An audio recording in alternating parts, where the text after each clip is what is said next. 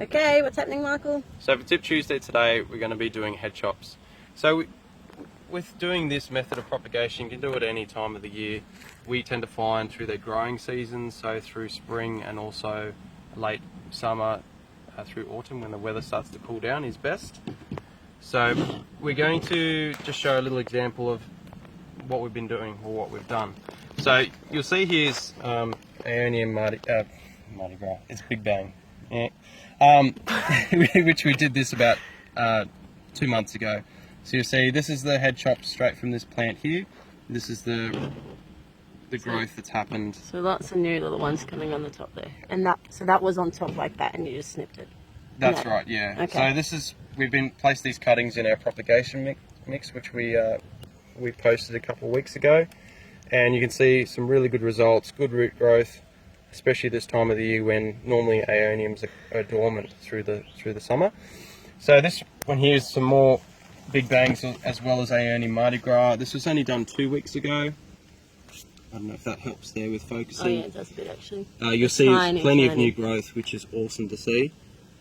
And it's made a huge difference, especially the last couple of weeks with a bit of rainfall and which is lower temperatures. Good growth for growing season. So this is the head chop from these guys. This is only 2 weeks worth of, or 2 weeks old. And that's the growth that's already happened. So really happy with that.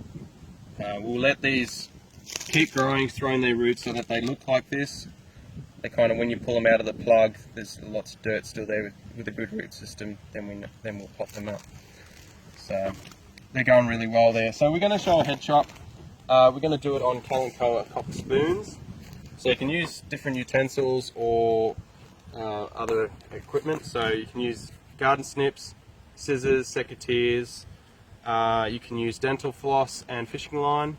Just make sure you're wearing gloves when you're using those two, just because if it's a tough stem to try and get through, you don't want to cut your fingers or your hands. So what we're going to do is we're going to take this part here. So you see in between the two leaves here, down the bottom there next to the stem, that's where a node will be. So that's where the new growth will come from. You'll see this one was done about 6 weeks ago.